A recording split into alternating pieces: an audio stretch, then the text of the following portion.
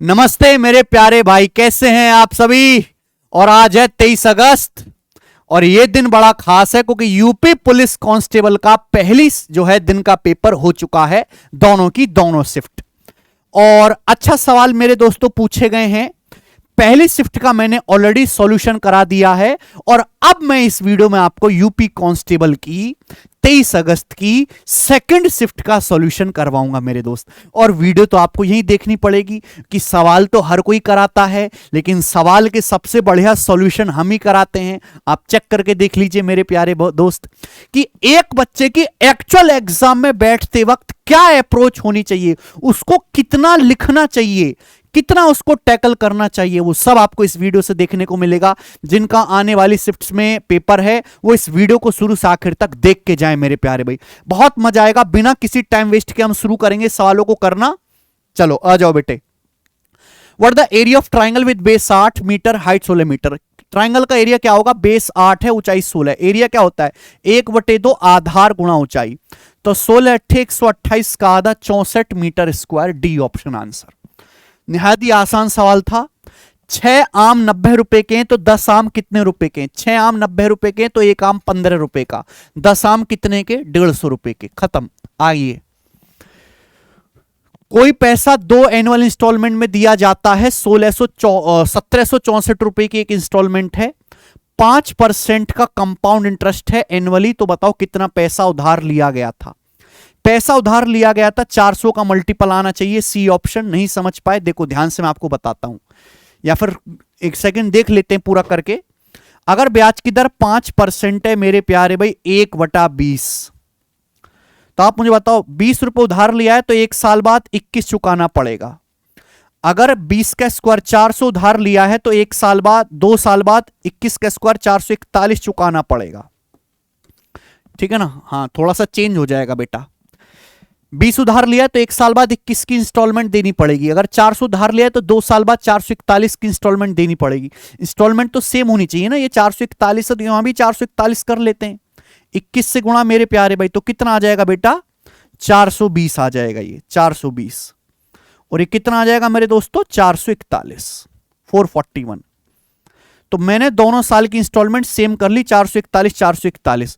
और इंस्टॉलमेंट की वैल्यू आपको 1764 रुपए ईच दे रखी है। मुझे साफ साफ दिख रहा है 4 गुना। यानी कि आपने टोटल कितना पैसा उधार लिया है मेरे प्यारे भाई? 420 और 400 820। तो 820 की वैल्यू भी 4 गुना होनी चाहिए, 3280 रुपए।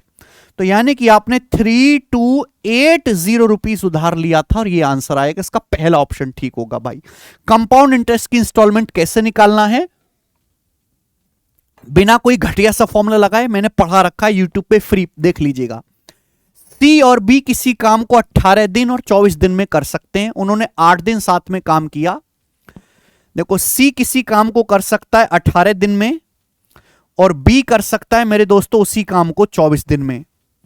तो भैया सबसे बढ़िया रहेगा 18 24 का एलसीएम ही मान लो, कितना आ जाएगा? 72। तो मैंने टोटल काम 72 मान लिया। तो सी एक दिन में कितना काम करता है? 4 कुर्सी बनाने का, 4। बी एक दिन में कितनी कुर्सी बनाता है? 24 तिया 72, 3। दोनों ने मिलकर 8 दिन काम किया। दोनों मिलकर एक दिन में कितना काम करेंगे? सी 4 कुर्सी बनाएगा, बी 3 कुर्सी बनाएगा। दोनों मिलकर एक दिन में 7 कुर्सी बनाते हैं। तो 8 दिन में कितनी कुर्सी बना लेंगे? 56। 72 में से 56 काम हो जाएगा तो बचा काम कितना मेरे दोस्तों? 16 काम बचेगा। फिर सी छोड़ के चला गया, बचे काम को बी कितने दिन में करेगा? तो बचा काम है 16। तो इस बचे काम को मेरे प्यार में बी कितने दिन में करेगा? तो बी करेगा 3 एफिशिएंसी के साथ। 16 काम को एक दिन में 3 कुर्सी बनाता तो 5 सही 1/3 दिन में करेगा। आंसर आ गया जी बी ऑप्शन। ठीक है, आगे। ए और बी किसी काम को 75 दिन में कर सकते हैं ईच। ए और बी प्रत्येक एक काम को 75 दिन में कर सकते हैं। ए भी 75 दिन में काम कर लेगा, बी भी 75 दिन में काम कर लेगा। ठीक है, वे साथ में काम करते हैं, लेकिन कुछ दिन के बाद बी छोड़ के चला जाता है और बचा काम 23 दिन में होता है, 23 दिन में। तो आपसे पूछा है कितने दिनों के बाद, आफ्टर हाउ मेनी डेज, कितने दिनों के बाद ए काम छोड़कर गया था? ए कितने दिन के बाद काम छोड़कर गया था? तो भैया ये मान लो कि हमने टोटल वर्क की 75 मान लिया, 75, क्योंकि ए भी काम 75 दिन में करता है, बी भी काम 75 दिन में करता है, तो ए और बी की एफिशिएंसी कितनी आ जाएगी? 1। भाई ए जो है, ए और बी एक दिन में एक एक कुर्सी बनाते हैं, दोनों ने साथ में काम करना शुरू किया, ए और बी ने साथ में काम करना शुरू किया, कुछ दिन तक साथ में काम करा, लेकिन उसके बाद क्या हुआ? बी जो है कौन छोड़ के चला गया? ए छोड़ के चला गया, ए भाग गया, और बचा काम बी ने किया 23 दिन में। तो बी ने 23 दिन में कितना काम किया होगा? 23। तो बचा काम जो है, टोटल काम तो 75 है, तो बचा काम कितना है मेरे प्यारे? माइनस करेंगे तो बचा काम है आपका जी यहां पे 52 काम ए और बी ने मिलकर किया है। अच्छा, ए और बी एक दिन में कितना काम करते हैं? ए भी एक कुर्सी बनाता है, बी भी एक कुर्सी बनाता है, ए और बी एक दिन में 2 कुर्सी बनाते हैं, यानी कि ए और बी दोनों ने मिलकर 26 दिन तक काम किया है। तो इसका मतलब हम ये कह सकते हैं कि 26 दिन के बाद जो है आपका ए छोड़ के गया है, पहला ऑप्शन आ जाएगा। ये मेंटली करने वाले सवाल हैं। The increase in the price of certain item was 25%, एक वस्तु कीमत 25% बढ़ाई गई, फिर 20% घटाई गई, फिर 10% बढ़ाई गई, तो कीमत में परिणामी वृद्धि क्या है? तो कीमत में परिणामी वृद्धि 10% ही है। मुझे इन तीनों का सक्सेसिव निकालना है, ध्यान से सुनिएगा बेटा। 25 और -20 का सक्सेसिव 0 होता है, 25 और -20 का सक्सेसिव, 25 और -20 का सक्सेसिव 0 होता है। 25 - 20 -25 गुणा 20/100, 25 में से 20 घटाएंगे 5, 5 में से 500/100 5 होता है, 5 में से 5 घटाएंगे 0%, तो इसका कोई मीनिंग ही नहीं रहा, यानी कि अल्टीमेटली 10% की कीमत बढ़ी। ये सवाल की प्रैक्टिस करते करते ये प्यारे से डाटा आपको दिमाग में फिट बैठ जाते हैं, याद हो जाते हैं। ठीक है भाई, कि 25 - 20 का 0 बोला है। 2 टाइप की चाय हैं, 180 और 280 रुपए पर किलो वाली, किस अनुपात में मिलाई जाएं कि मिश्रण को 320 रुपए पर केजी में बेचने पर 20% का लाभ हो? 2 टाइप की चाय 180 और 280 रुपए पर केजी वाली किस रेशो में मिलाए जाएं कि मिश्रण का सेलिंग प्राइस 320 रुपए पर केजी में बेचने पर 20% लाभ हो? देखो, ये सवाल एलिगेशन का है, बट एलिगेशन लगाने से पहले भी ध्यान रखो, ये सब डाटा 20 से कट रहा है ना, तो काट लो ना, किसने रोका है? 20 से काट लिए 9 बार, 20 से काट लीजिए 14 बार, 20 से काट लेंगे मेरे दोस्तों 16 बार, यानी कि 2 टाइप के चावल है, 9 रुपए पर केजी, 14 रुपए पर केजी। मिश्रण का जो सेलिंग प्राइस है वो 16 है, 16 रुपए पर केजी में बेचने पर 20% का प्रॉफिट हो रहा है 1/5, यानी कि अगर कॉस्ट प्राइस 5 है, अगर कॉस्ट प्राइस 5 है तो 5 पे 1 का प्रॉफिट है, तो ये सेलिंग प्राइस 6 यूनिट की वैल्यू है, यहां से 5 यूनिट की वैल्यू निकालनी पड़ेगी। मिश्रण का सीपी आ गया बेटा 80/6, 80/6 का मतलब 40/3 आएगा, 40/3, ठीक है ना। 16 जो है वो 20% प्रॉफिट हो रहा है, ये 120% की वैल्यू है, 100% की वैल्यू निकालनी पड़ेगी बेटे, यहां से 40/3 आएगा मिश्रण का सीपी। लगा दो एलिगेशन, अभी कितना आ जाएगा मेरे प्यारे भाई? घटाएंगे तो 40 - 27, 13/3 आसानी से लग जाएगा बेटा, और ये 14 × 42, ये 2/3 रेशियो लूंगा मेरे प्यारे भाई, 3/3 कट गया, 2:13, आंसर है डी ऑप्शन। तो 20 से काट लोगे, कैलकुलेशन हल्की रहेगी, थोड़ी रहेगी। आगे आ जाओ, ratio between the speed of travelling A and B 2:3। ठीक है भाई, हम कोई बेसिक नहीं पढ़ा रहे, यहां पे बेसिक क्या तेल लेना, हम सॉल्व करा रहे हैं पेपर में, तो सॉल्व करने के तरीके से ही समझाएंगे। ए और बी की मेरे दोस्तों स्पीड का रेशियो 2:3 है।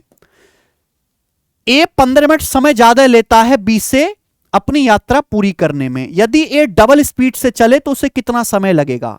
आप बताओ मेरे प्यारे भाई। डिस्टेंस सेम है, आप जानते हैं कि अगर डिस्टेंस सेम है तो स्पीड और टाइम का रेशियो एक दूसरे का उल्टा होता है। आप ये सोचो कि 2 बंदे हैं ए और बी, उनकी स्पीड का रेशियो 2:3 है, उनकी चाल का अनुपात 2:3 है। अब इनको एक डेस्टिनेशन पे पहुंचना, एक जगह पहुंचना है, तो उनको जो टाइम लगेगा, टाइम का रेशियो रिवर्स होगा ना, 3:2, यानी कि ए जो है बी से 1 यूनिट समय ज्यादा लेता है।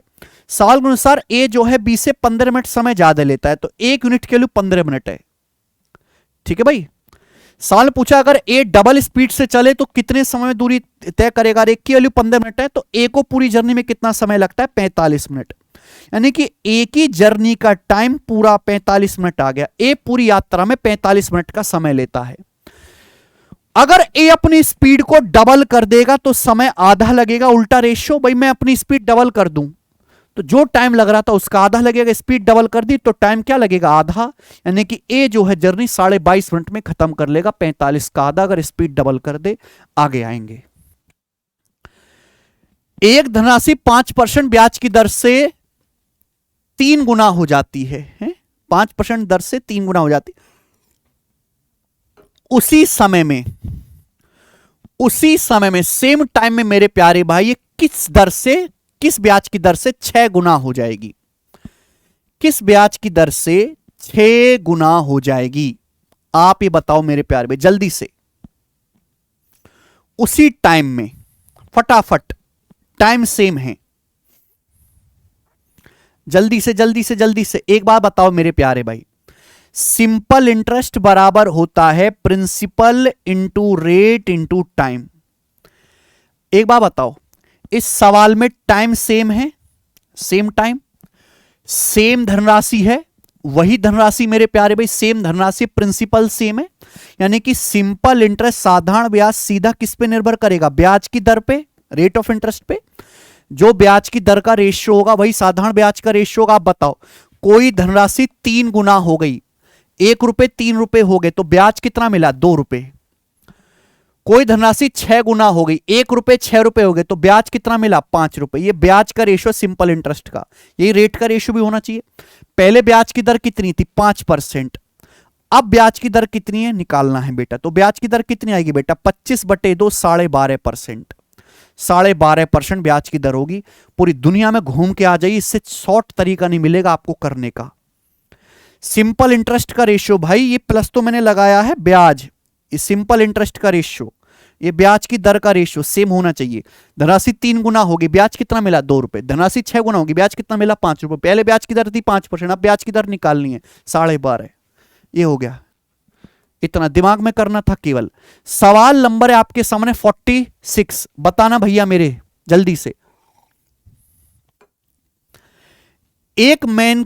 A man's pension on retirement from service is equal to half the average salary during the last 3 years of his service।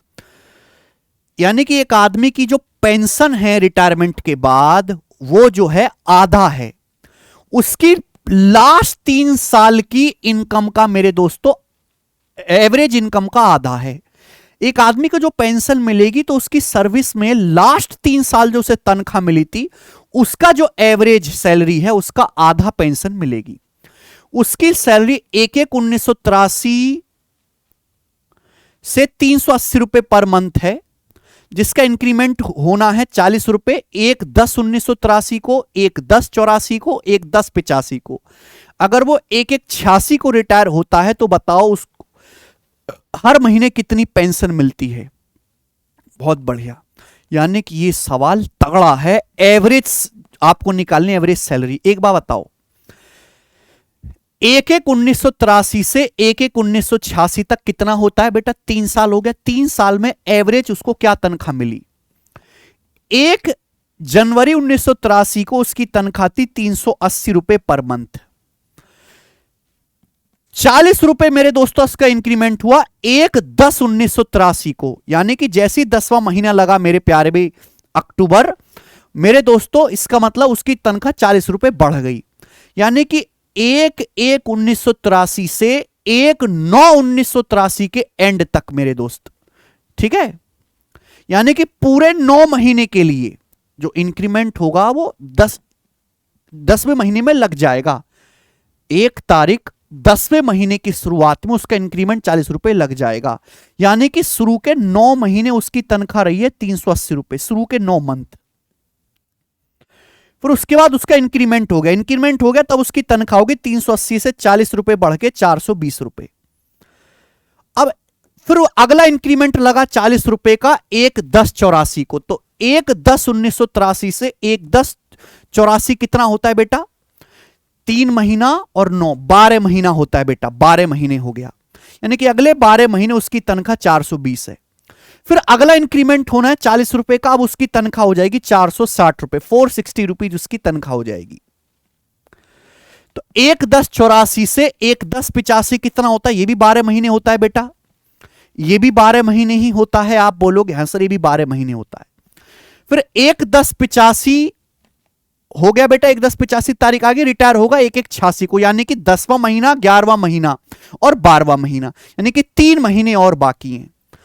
3 महीने में मेरे दोस्तों उसकी तनख्वाह और 40 रुपए बढ़ जाएगी, ये हो जाएगी बेटा 460 को 40 और बढ़ाएंगे 500 रुपए, 500 रुपीज। तो इतने इतने महीनों में ये तनख्वाह रही है। एवरेज निकालना है बेटा, एवरेज। एवरेज कैसे निकालेंगे? महीनों की संख्या का रेशियो ले लो, कोई जरूरत नहीं है, 3 से कट रहा है बेटा, 3 से, 3 बार, 4 बार, 4 बार, 1 बार, ये मैंने महीनों की संख्या का एवरेज ले लिया। अब आप जो मर्जी आए वो मान लीजिए कि भैया माना उसकी जो तनख्वाह है 380 रुपए पर मंथ ही है, लेकिन यहां तो 420 है, 40 रुपए ज्यादा है। हर महीने कितना एक्स्ट्रा ले रहा है? 40 रुपए, 4 महीने में कितना एक्स्ट्रा लेगा? 160। यहां तो बेटा 80 रुपए ज्यादा है, 4 महीने में कितना एक्स्ट्रा लेगा? 320। यहां तो बेटा 120 रुपए ज्यादा है, एक में कितना एक्स्ट्रा लेगा? 120। तो आप मुझे बताओ 160 और 320 कितना हो गया बेटे? 480। 160 और 320, 480 और 120, 600। 600 आपका डेविएशन आया, जो कि सभी महीनों में बढ़ जाएगा। सभी महीने मतलब कितने? 4 4 8, 1 9 3 12, यानी कि 50। तो 380 प्लस 50 आ गया बेटा 430 रुपए। तो लास्ट के 3 जो साल हैं उसमें उसकी एवरेज सैलरी 430 है, एवरेज सैलरी 430 है। अब पेंशन जो मिलेगी वो लास्ट 3 साल की जो एवरेज तनख्वाह है उसका आधा मिलेगी, 430 का आधा 215 रुपए, B option.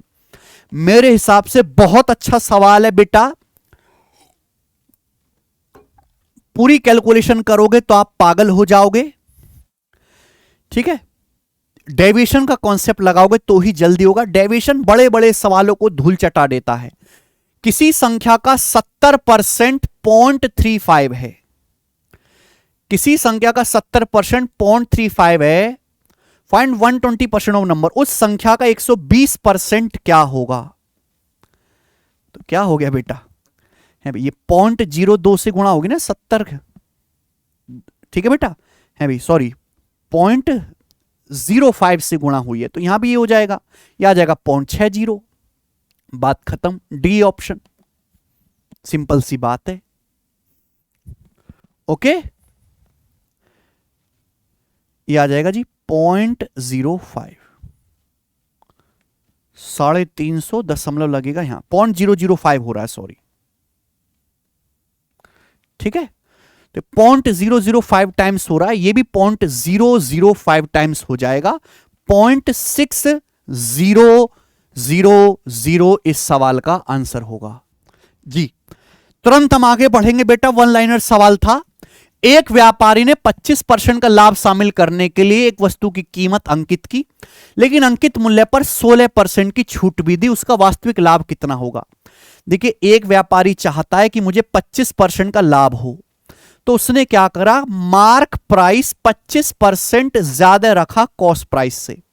Mark price cost price से 25% ज्यादा रखा, लेकिन वो 16% का डिस्काउंट भी देता है मार्क प्राइस पर, और 16% डिस्काउंट देने के बाद वो बेचता है। तो एक्चुअल प्रॉफिट क्या होगा? तो एक्चुअल प्रॉफिट जो होगा वो 25% मार्कअप और 16% डिस्काउंट का सक्सेसिव निकालेंगे फॉर्मूला से। क्या आएगा बेटा?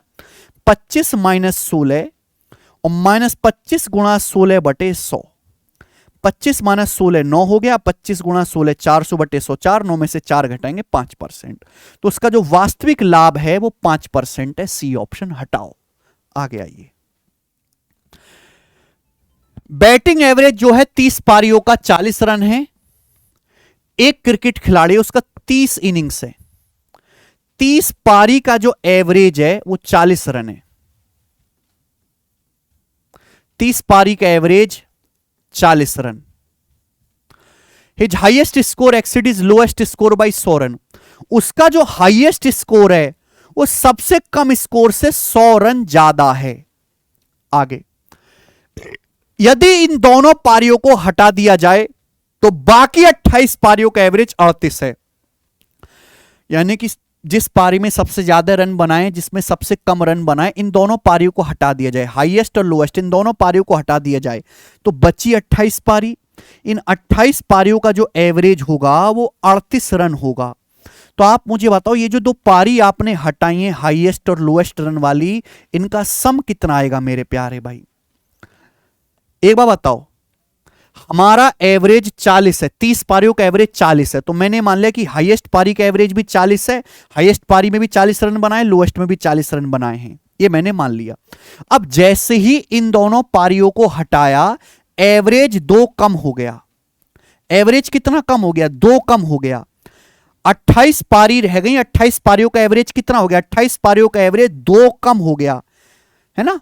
2 कम हो गया। पहले एवरेज 40 था, अब एवरेज 38 हो गया, 2 कम हो गया एवरेज। 28 पारियों का एवरेज 2 कम हो गया, तो 56 की कमी आ गई, यानी कि 56 का नुकसान हो गया। यानी कि इन दोनों का जो सम होगा वो 56 ज्यादा होना चाहिए। तो इन दोनों का सम आएगा बेटा 80 और 56 136।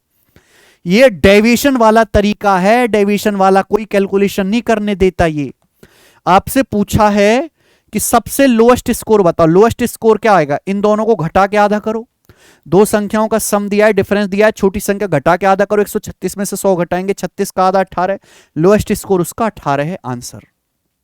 आओ, एक कार को 6400 में बेचने पर 20% लॉस हुआ, सीपी बताओ। 20% लॉस हुआ मेरे दोस्तों 1/5, यानी कि सीपी अगर 5 है तो 5 का सामान 4 में बिका है, ये एसपी है।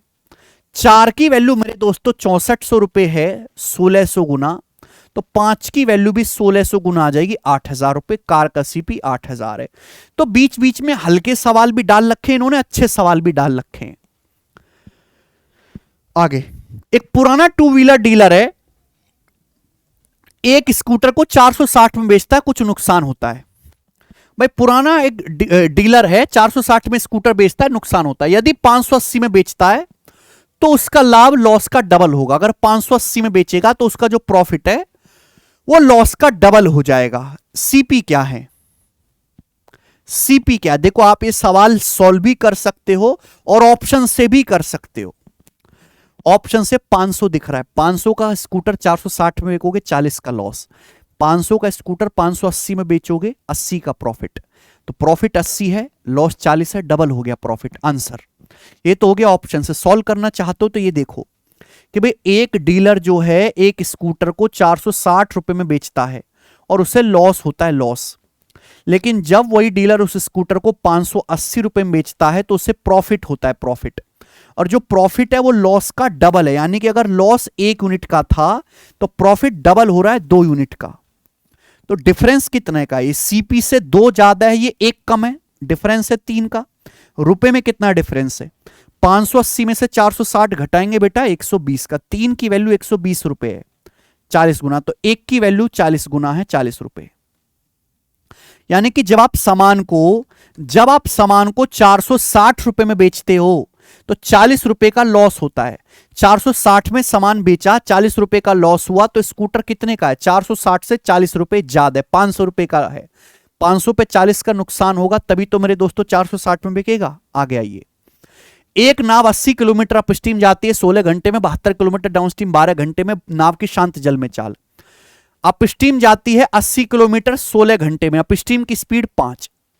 डाउन स्ट्रीम जाती है 72 किलोमीटर 12 घंटे में, तो 1 घंटे में जाएगी 72/12 6। नाव की शांत जल में चाल आएगी D+U/2, 11/2 5.5। Answer B option 5.5। आइए, सवाल मुझे धुंधला सा दिख रहा है, शायद आपको भी धुंधला दिखेगा, मैं इसलिए पढ़ के जोर जोर से बता देता हूं। एक आदमी शांत जल में 22.5 किलोमीटर 1 घंटे में तय करता है और पाता है धारा के विपरीत लिया गया समय धारा के समय का दुगुना है। धारा के विपरीत लिया गया समय धारा के साथ के समय का दुगुना है। धारा की गति क्या है? देखो, एक आदमी की शांत जल में चाल दे रखी है 22.5 किलोमीटर पर आवर। बोला है धारा के विपरीत जो समय लगता है वो धारा के साथ जो समय लगता है उसका डबल है। यानी कि अपस्ट्रीम में जो टाइम लगता है वो डाउन स्ट्रीम का डबल है। डाउन स्ट्रीम में अगर 1 घंटा लगता है तो अपस्ट्रीम में 2 घंटा लगता है। ये टाइम का रेशियो है। स्पीड का रेशियो उल्टा आएगा, स्पीड का रेशियो उल्टा आएगा, रिवर्स 2/1 आ गया। यहां से x से y का रेशियो क्या आएगा, नाव की शांत जल में चाल करंट की स्पीड का रेशियो, डायरेक्ट शॉर्टकट। d से u का रेशियो 2/1 है, तो x से y का रेशियो आएगा 2 + 1/2 - 1, यानी कि 3/1। ये x से y का रेशियो आएगा। यहां पे x की वैल्यू मेरे दोस्तों 22.5 किलोमीटर/आवर दे रखी है, नाव की शांत जल में चाल, तो एक की वैल्यू आ जाएगी 7.5। तो धारा की चाल आएगी बेटा 22/3, 7.5 किलोमीटर/आवर। Maths wonder in second YouTube channel पे ऐसे सवाल को करने की डायरेक्ट ट्रिक बताई थी अभी कुछ ही दिन पहले, देख लेते तो क्यों परेशानी आती। ये हिंदी में ही था सवाल केशव। यदि धारा के विपरीत चलने वाली नाव की गति 18 किलोमीटर/घंटा है, तो धारा की गति क्या है। यदि धारा की दिशा में नाव की गति विपरीत दिशा वाली गति से 50% अधिक है। ओके, चलो सवाल यह है, धारा के विपरीत चलने वाली नाव की गति 18 किलोमीटर/आवर है। धारा के विपरीत यानी कि अपस्ट्रीम, अपस्ट्रीम की स्पीड 18 किलोमीटर/आवर है। बोला धारा की गति क्या है। यदि धारा की दिशा में नाव की गति, डाउनस्ट्रीम की जो स्पीड है वो अपस्ट्रीम की स्पीड से धारा की विपरीत दिशा में 50% अधिक है। 50% की फ्रैक्शन वैल्यू 1/2, 50% की फ्रैक्शन वैल्यू 1/2। धारा की दिशा में नाव की गति यानी कि डाउनस्ट्रीम की स्पीड विपरीत दिशा वाली गति से 50% ज्यादा, यानी कि अपस्ट्रीम में स्पीड 2 है तो डाउनस्ट्रीम में स्पीड 3 है। क्लियर है। तो बेटा ये आपको दिया हुआ है, अगर डाउनस्ट्रीम की स्पीड 3 है तो अपस्ट्रीम की स्पीड 2 है। पूछा क्या है, धारा की गति पूछिए, एक्स का मान पूछा। एक्स का मान क्या आएगा, जोड़ के आधा कर दो, d + u/2, 5/2 2.5, ये रेशियो में आया मेरे प्यारे भाई। सवाल में साफ साफ कहा गया है कि धारा के विपरीत जो स्पीड है यानी कि अपस्ट्रीम वो 18 किलोमीटर/आवर है। 2 की वैल्यू 18 है मेरे प्यारे भाई, यहां पे 9 गुना तो आपसे पूछा है, धारा की गति पूछी, यहां पे करंट की स्पीड पूछिए, सॉरी करंट की स्पीड, मैं नाव की स्टिल वाटर में स्पीड निकाल, करंट की स्पीड होती है d - u/2, d - u/2 यानी कि 0.5, करंट की स्पीड आएगी 0.5।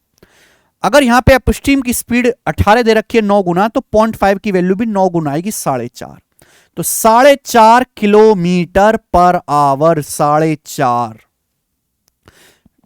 डी ऑप्शन आंसर आ गया मेरे प्यारे भाई। ठीक है, आगे चलते हैं। फाइंड द एचसीएफ, ये फ्रैक्शंस दे रखे हैं, एचसीएफ निकालना है। फ्रैक्शन का एचसीएफ निकालना बड़ा आसान है, अंश का एलसीएम ले लो, सॉरी अंश का एचसीएफ ले लो। 1 2 3 4 का एचसीएफ क्या आ जाएगा 1, और हर का एलसीएम ले लो। 2 3 4 5 का एलसीएम क्या आ जाएगा 2 3 4 और 5 का एलसीएम आ जाएगा 60, 1/60 आंसर। फ्रैक्शन का एलसीएम निकालना है, एचसीएफ निकालना है, तो अंश का न्यूमरेटर का एचसीएफ ले लीजिए, डिनोमिनेटर का एलसीएम ले लीजिए। सवाल नंबर है बेटा आपके सामने 56। एक कार्यालय में सीनियर ऑफिसर हैं और सेक्रेटरी हैं। यदि 15 सेक्रेटरी छुट्टी पे चले जाएं, एक कार्यालय में वरिष्ठ अधिकारी और सचिव हैं, सेक्रेटरी हैं, 15 सचिव छुट्टी पर चले जाएं तो हर सचिव के ऊपर 2 वरिष्ठ अधिकारी होंगे। 45 वरिष्ठ अधिकारी छुट्टी पे चले जाएं तो अब हर वरिष्ठ अधिकारी के पास 5 सचिव रहते हैं। तो बताओ शुरुआत में कितने सचिव थे। अरे भाई सेम क्वेश्चन हम अपने बैच में करवाते हैं, रेशियो में सेम क्वेश्चन, सेम रेशियो की लगी है क्या केशव इसमें सीट, रेशियो की सीट, चलो छोड़ो करवाई देता हूं मैं, सेम क्वेश्चन करवाता हूं मैं बैच में भाई। एक ऑफिस में सीनियर ऑफिसर भी हैं और सेक्रेटरी भी हैं, मुझे नहीं पता कितने कितने हैं, आई डोंट नो। बोला अगर 15 सेक्रेटरी छुट्टी पे चली जाती हैं तो हर सेक्रेटरी पे 2 सीनियर ऑफिसर होंगे, यानी कि हर सेक्रेटरी के पास 2 सीनियर ऑफिसर होंगे। सेक्रेटरी एक है तो सीनियर ऑफिसर 2 होंगे।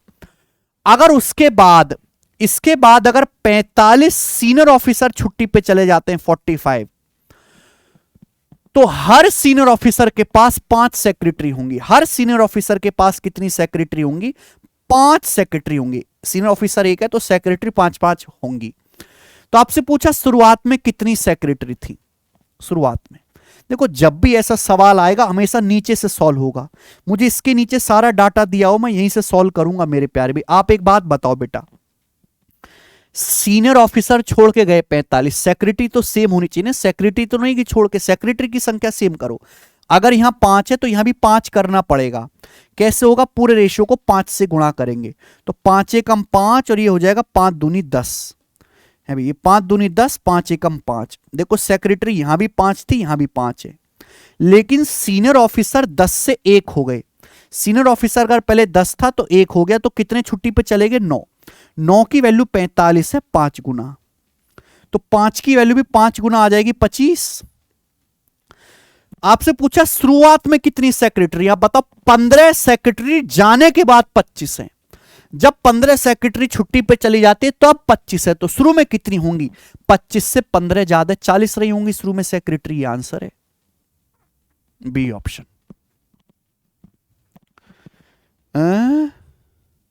ये बताओ भाई, 285, 510, 1440 का HCF निकालो। इनका HCF क्या होगा भाई, HCF का मतलब है बड़ी से बड़ी संख्या जो सबको डिवाइड कर दे। 510 14 से भाग नहीं होता, 16 से भाग नहीं होता, 15 से भाग होता है, 17 से भी भाग होता है। अच्छा 15, देखो 17 भी नहीं हो सकता, ये 1440 है, 1440 17 से भाग नहीं होता, यानी कि बचा आंसर केवल 15। 15 ऐसी संख्या है तीनों को भाग करेगी, 15 कम 15, 13 15 निम्न 135, 510 को भी ये भी भाग हो रहा है मेरे दोस्तों, 15 निम्न 135, 15 छिक्का 90, 96 बार। ये तीनों संख्या 15 से भाग हो रही है, ये HCF हो जाएगा।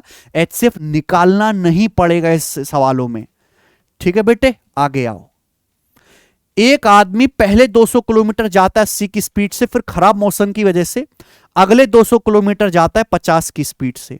एवरेज स्पीड कितनी है 400 किलोमीटर की जर्नी में, तो आदमी कुल कितना दूरी गया 400 किलोमीटर। पहले 200 किलोमीटर गया 80 की स्पीड से, कितना समय लगा, 200 किलोमीटर गया 80 की स्पीड से, 2.5 घंटे लगेगा, 2.5 घंटे। 200 बटे 80 2.5 होता है, कोई भी कर सकता है दिमाग में। फिर अगले 200 किलोमीटर गया 50 की स्पीड से, कितना समय लगेगा, समय बराबर डिस्टेंस बटे स्पीड, 4 घंटे लगेगा। तो आएगा 400 बटे 6.5, 400 बटे 6.5 को दुगुना कर दो 800 बटे 13, ऊपर नीचे 2 से गुणा कर दो बेटे, 800 बटे 13 किलोमीटर पर आवर।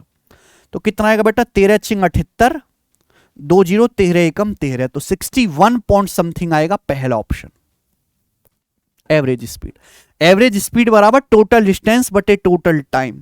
आइए आगे, सवाल है मेरे दोस्तों 50 आपके सामने, और यह क्वेश्चन इस सेट का सबसे बढ़िया सवाल है, सबसे बढ़िया, ठीक है ना।